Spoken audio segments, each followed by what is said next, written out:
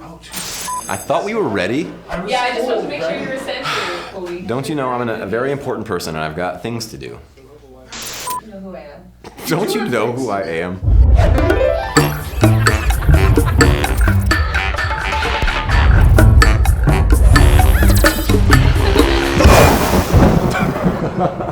was good. that was actually really good. Never had anybody do that before, so that's fun. Whether you're looking to remove your tattoo completely or fade it enough to give your cover-up artists more options, you can trust Removery, the world's tattoo removal experts. What is the best life skill that you have learned from tattooing? Whew. Patience. Patience. Patience. Patience. I learned how to be more patient. Not to murder people. Like, patience. Patience, patience, and more patience. I used to not be patient at all and get stressed when somebody disagree on something with me, especially because I think we are artists and sometimes we not always do the expectation of the person. In a creative field, it's tough sometimes to meet in the middle. You get people who are very set on what they would like, and then whether they know it or not, it's not gonna look the best as a tattoo. Expectation management is, it's a skill that every tattoo artist needs, and if you don't have it, you're gonna see a lot of people walking out of your shop. It's not the type of thing that you can just walk in the business and tell everybody what they're gonna get. But at the same time, when they have an idea that doesn't work, if you can't be like readjusting their focus into something that will work, you got no shot. How I always explain it is you don't really tell your electrician how to wire your house, but you know that you want a light here and here.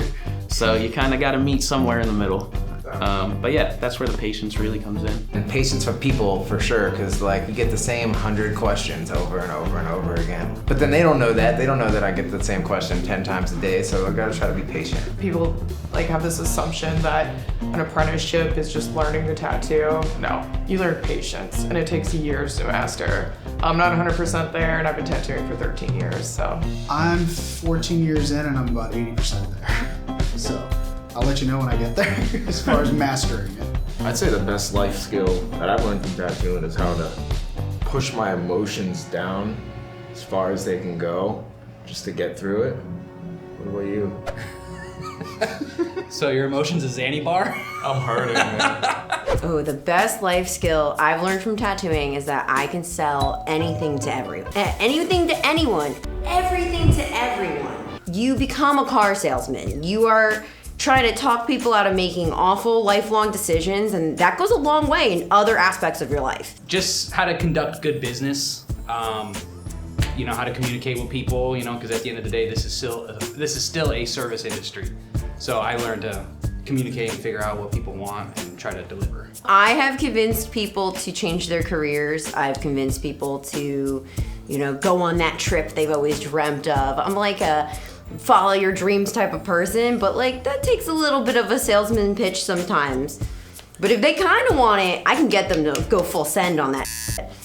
I think the best life skill that I've learned from tattooing is probably just dealing with people, learning how to talk to people, and having confidence in myself. Probably talking to people, because I was super shy before I started tattooing, but when you're tattooing, you can't be shy. You have to talk to people, make them feel welcome, make them have a good experience, so you really just don't have a choice. And now I'm pretty good with it. A lot of different jobs, you can kind of keep people at arm's length, but here you gotta hug them, embrace them, so.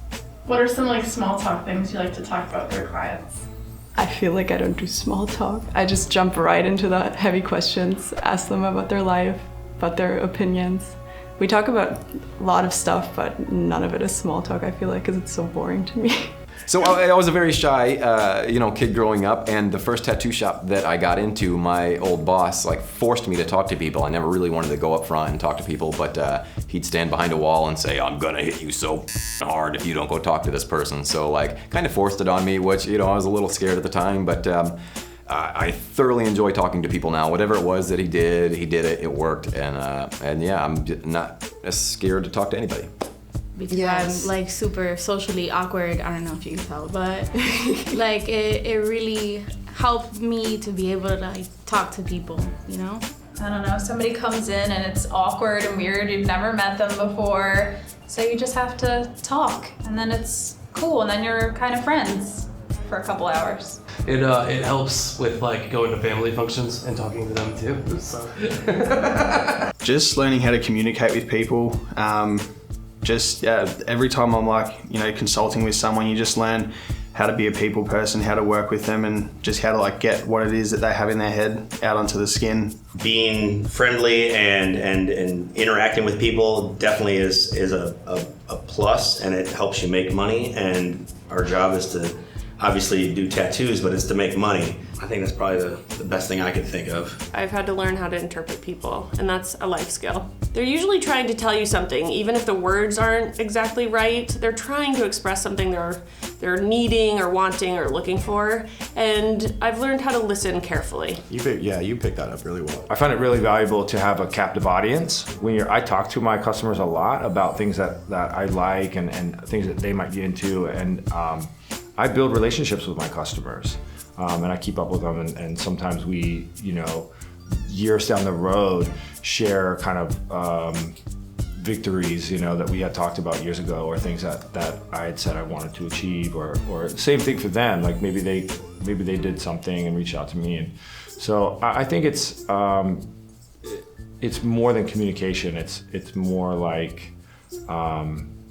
learning to connect with people, and learning to share your passions with people. I do it all the time, and it's actually, been hugely successful for me.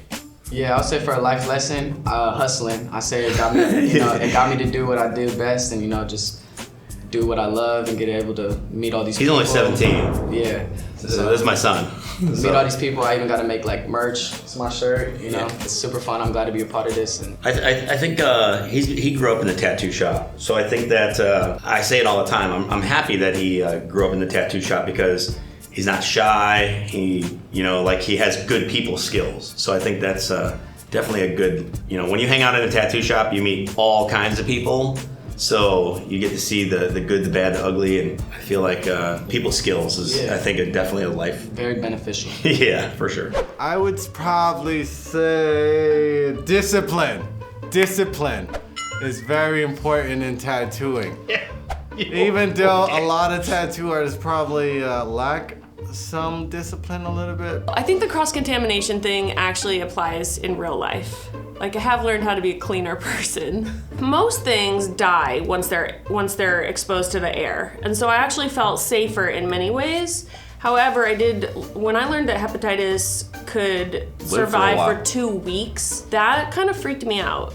And so, I really care about people, and they wouldn't even know they got sick for a while. So it's not like they'd ever you can't trace things back to a certain incident, but I don't want to be that incident. To be prepared always, to have like doubles of everything and to constantly be prepared. Well, I've always kind of been like a Murphy's Law person where I am constantly thinking of the worst thing that can happen, and then I'm like, if I don't say it out loud or if I don't do something to preemptively stop it, then it will happen. So this has kind of made it, if anything, probably kind of worse. Because now I'm like, well, I need 5 of everything and I need to have it all the time and have to make sure, so I like triple check a bunch of stuff, but. Well, I don't tattoo, so the best life skill I've learned from tattooing is actually just finding the right artist, being in the right place, really thinking about a little bit of what you want to get tattooed. But the industry's also been very kind to me. So I've enjoyed coming up in the industry, doing business, and really it's meeting some of the best people I've ever met. It's been wonderful. Some of the best friends I've ever had, and then obviously meeting this wonderful lady. I don't know, I'm a dad, man. Straight up. I'm a dad. I tell people all the time, I'm like, you're a tattooer? I said, I'm a dad first, then I'm a tattooer. Tattooing doesn't mean shit. It's like, big deal. You draw pictures on people.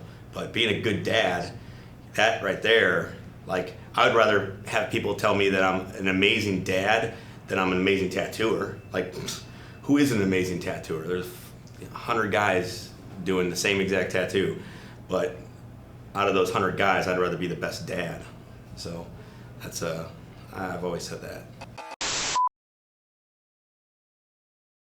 You understand how weird that is now, right? Why? Like this many years later, and you're like, I used to be shy. Oh my god. People. Oh yeah, held on to that. You know how weird you are, Charlie? Sorry.